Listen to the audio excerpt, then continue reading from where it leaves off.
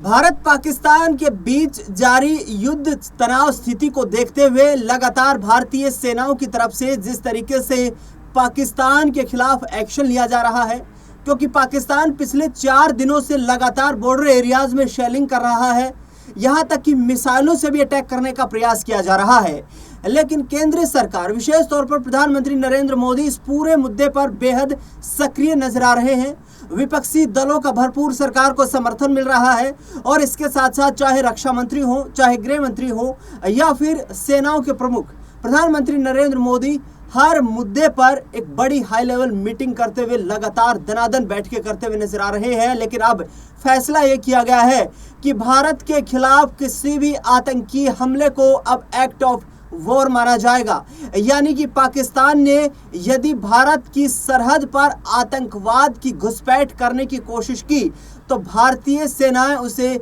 जिस तरीके से मुंहतोड़ जवाब दे रही है, इससे भी बुरा हश्र होगा। आपको बता दें कि पिछले 4 दिनों से लगातार भारतीय एयरफोर्स ने, भारतीय थल सेना ने जो कार्रवाई की है उसमें पाकिस्तान के तमाम शहरों के एयर डिफेंस तबाह हो चुके हैं, उनका इंफ्रास्ट्रक्चर तबाह हो चुका है और स्थिति यह बनी हुई है कि पाकिस्तान के पास युद्ध लड़ने तक के लिए यहाँ पर पर्याप्त संसाधन मौजूद नहीं है। हालांकि भारत सरकार की तरफ से अभी तक युद्ध का ऐलान नहीं किया गया था, लेकिन जो जवाबी कार्रवाई की गई थी उसी में पाकिस्तान के पसीने छूट रहे हैं। इस पूरे मुद्दे पर चर्चा करेंगे। मेरे वरिष्ठ सहयोगी अमन जी मेरे साथ है। सर, आज जो बैठक हुई, पीएम मोदी की तरफ से साफ तौर पर स्पष्ट ये कहा गया, तीनों सेनाओं के प्रमुख उनके साथ थे, इसके साथ साथ सीडीएस उनके साथ थे और एनएसए अजीत डोभाल भी उनके साथ थे। साफ तौर पर कहा गया कि यदि अब आतंकी हमला होता है तो इसे एक्ट ऑफ वॉर समझा जाएगा, यानी कि युद्ध की स्थिति माना जाएगा। और इससे आगे अब भारत सरकार या भारतीय सेनाएं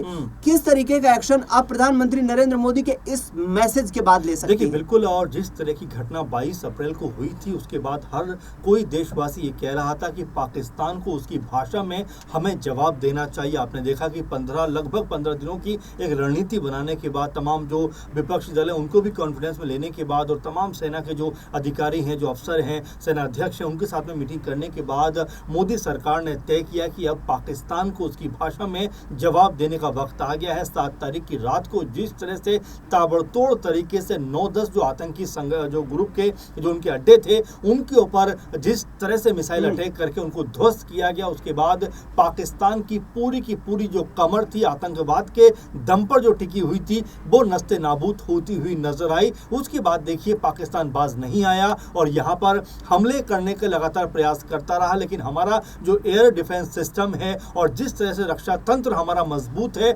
उसने पाकिस्तान को माकूल जवाब दिया और पाकिस्तान बिल्कुल कह सकते हैं कि अपनी माद में घिरा हुआ दिखाई पड़ रहा है। जो भी इक्का दुक्का देश उसके साथ में आना चाहते थे, कम से कम उनकी भी बोली यहाँ पर बंद होती हुई दिखाई पड़ी है। भारत जिस तरीके से अब तक सहता चला आ रहा था, जिस तरीके से अब तक तमाम चीजों को इग्नोर कर रहा था, लेकिन आज पीएम मोदी ने वही बात कही कि अगर आज के बाद भारत की सरजमीन पर किसी ने भी आतंकी घटना को अंजाम देने का प्रयास किया तो भारत उसको युद्ध की तरह लेगा और मुंहतोड़ जवाब देता हुआ नजर आएगा। पाकिस्तानी जो डिप्टी प्राइम मिनिस्टर हैं इशाक डार, उनकी तरफ से जो बयान सामने आया है और इसके साथ साथ उनके रक्षा मंत्री जो ख्वाजा आसिफ है, उनकी तरफ से बयान सामने आया कि पाकिस्तान युद्ध नहीं लड़ना चाहता है। तो आप किस तरीके से देखते हैं इंडिया की ये डिप्लोमेटिकली जीत, क्योंकि एक तरफ सिंधु वाटर ट्रीटी को कैंसिल किया गया, इसके साथ ही भारत की तरफ से, हुकूमत की तरफ से साफ तौर पर जो मैसेज दिया गया, सेनाओं को खुली छूट दी गई, फ्री हैंड दिया गया, और उसके बाद भारतीय सेनाओं ने जो तांडव मचाया पाकिस्तान की सेना के सामने उस इर्द गिर्द के इलाके में, क्या पाकिस्तान की हुकूमत भी अब ये समझ चुकी है कि भारतीय सेना की ताकत के सामने वो कहीं नहीं ठहरते हैं और उसी आधार पर ये उनके मंत्रियों के बयान सामने आ रहे हैं? देखिए बिल्कुल दिनेश जी, 1947-48 में पहली दफा पाकिस्तान ने भारतीय जो कह सकते हैं कि जो ताकत है सेना की उसका सामना किया था। उसके बाद आप देखिए, चाहे 71 की युद्ध की बात करें, 65 की युद्ध की बात करें, 99 की युद्ध की बात करें, और फिलहाल में जिस तरह का तांडव और जिस तरह से दिलेरी का परिचय भारतीय सेना ने दिया है उसकी बात कर ले तो हर बार पाकिस्तान को मुंह की खानी पड़ी है। लेकिन कहा जा सकता है कि हर बार फन कुचलने के बाद भी जिस तरह से पाकिस्तान दोबारा फन उठाता है, उसको अब इतनी जोरदार तरीके से कुचलना है कि पाकिस्तान का जो आतंक है पूरी तरीके से नस्ते नाबूद हो जाए। आपने जिस तरह जिक्र किया कि सेनाओं से कहा गया कि भाई अब आपको खुली छूट है, आप जो है आतंक का सफाया करिए, आपके साथ में सरकार खड़ी हुई है। और उससे बड़ी बात की देखिए, भारत का जो लोकतंत्र मजबूत है दिनेश जी, वो क्यों मजबूत है इसकी भी हमें एक बानगी देखनी चाहिए कि जिन ओवैसी को लेकर तमाम सारी बातें कही जाती थी, आज वो ओवैसी जिस तरीके से पाकिस्तान के खिलाफ दहाड़ रहे हैं, वो ये बता रहे हैं कि भारत का मुसलमान पूरी तरीके से भारत के साथ में खड़ा हुआ है। अगर आपने धर्म के आधार पर बांटने का प्रयास किया तो आपको मुंह तोड़ जवाब देगा। और साथ में देखिए सरकार का भी जो नजरिया वो देखिए कि जब भारत का पक्ष रखने की बारी आती है तो एक तरफ जो है वो विंग कमांडर व्योमिका सिंह है, दूसरी तरफ जो कर्नल सोफिया कुरैशी बैठी हुई, यानी कि ये बताने का प्रयास किया गया है तमाम पाकिस्तान को, पूरी दुनिया को, तौर पर हिंदुस्तान एकजुट है और एकजुट रहेगा। और ये कहना के दर्शाया है कि अगर आपने इस तरह से हमारे यहाँ जातिवाद, धर्म के नाम पर, मजहब के नाम पर अगर तोड़ने का प्रयास किया तो हम टूटेंगे नहीं बल्कि और मजबूत होकर सामने आएंगे। फिलहाल आज पीएम मोदी की जो बैठक हुई है बड़ी महत्वपूर्ण बैठक है और जिस तरह की उन्होंने अब आवाज बुलंद की है, और देखिए भारतीय नजरिए से इस ऐलान को हमें क्या कह सकते हैं खुशी खुशी स्वीकार करना चाहिए, क्योंकि अब तक देखा जा रहा था कि कहीं ना कहीं आतंकी जो थे वो हमारी सेना पर अटैक कर रहे थे, हमारे कह सकते हैं कि सुरक्षा तंत्र को लगातार चैलेंज कर रहे थे। लेकिन अब पहलगांव में जिस तरह से जो नागरिक थे, सिविलियंस थे, उनको निशाना बनाया गया, उसने तमाम दुनिया को ये सोचने में मजबूर कर दिया कि जिस आतंक को लेकर पाकिस्तान को अब तक सबने इग्नोर किया है, अब वो आम आदमी के लिए भी कहीं ना कहीं खतरा बनता चला जा रहा है। अगर सोचिए वहां पर विदेशी लोग कुछ ज्यादा होते या और संख्या में लोग होते तो शायद यहाँ पे जो आंकड़ा है वो बढ़ता हुआ दिखाई पड़ता। लेकिन भारत ने अब कह दिया है कि भाई किसी ने भी अगर निगाह उठाने का प्रयास किया, आतंकी घटनाओं को अंजाम देने का प्रयास किया तो उसकी खैर यहाँ पे नहीं है। बिल्कुल यहाँ पर खैर नहीं है। भारत सरकार की तरफ से, भारतीय सुरक्षा एजेंसियों की तरफ से और भारतीय सेना की तरफ से साफ स्पष्ट तौर पर उदाहरण पेश किया भी गया है। पिछले 3 दिनों से बॉर्डर एरिया पर काफी तनाव देखने को मिल रहा है। आखिरी छोटा सा सवाल अमन जी, IMF से $1 अरब का कर्जा लेना पाकिस्तान के लिए, क्या आतंक को पोषित करने के लिए,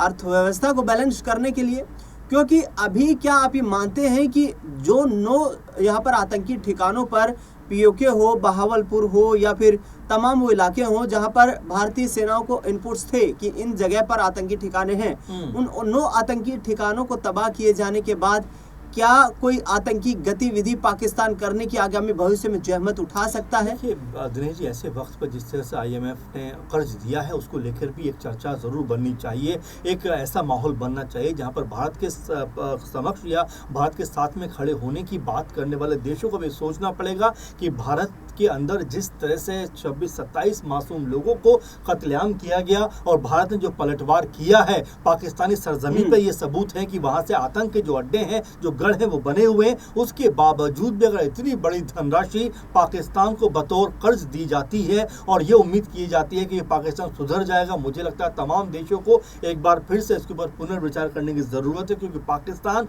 जिस तरह से अपने देश में आतंक को पाल रहा है, पोस रहा है और उसको मजबूत करता हुआ नजर आ रहा है, तो ऐसे में तमाम देशों को ये बात सोच जरूर समझ चाहिए कि आज अगर भारत के ऊपर ये हमला हुआ है तो ये हमला कल किसी और के ऊपर भी हो सकता है। इसीलिए तमाम देश जो अब पाकिस्तान के साथ में खड़े होते हुए नजर आ रहे हैं, जिस तरह तुर्की की बात करें तो वहां पर जिस तरह का माहौल है कि पाकिस्तान को साथ देंगे, लेकिन यही पाकिस्तानी आतंकी अगर कल तुर्की पर अटैक करते हैं तो फिर उसको समझ में आएगा कि दर्द क्या होता है। इसीलिए जो कर्ज दिया गया है उसको लेकर भारत ने आपत्ति जताई है और जाहिर बात है दुनिया के तमाम देशों को सोचना चाहिए कि जो पैसा पाकिस्तान को मिल रहा है क्या वो अपनी अर्थव्यवस्था पे उसको बेहतर करने के लिए खर्च कर रहा है या आतंकवाद को बढ़ावा देने के लिए उस पैसे को लगा रहा है। बिल्कुल, सवाल बड़े हैं, सवाल गंभीर है और सवालों के बीच फंसा हुआ पाकिस्तान है। पाकिस्तान की अर्थव्यवस्था चरमराई हुई है। सिंधु जल संधि खत्म करने के बाद से ही लगातार पाकिस्तान बौखलाया हुआ था और पाकिस्तान ने भारतीय सिविल एरियाज को भी निशाना बनाया। हालांकि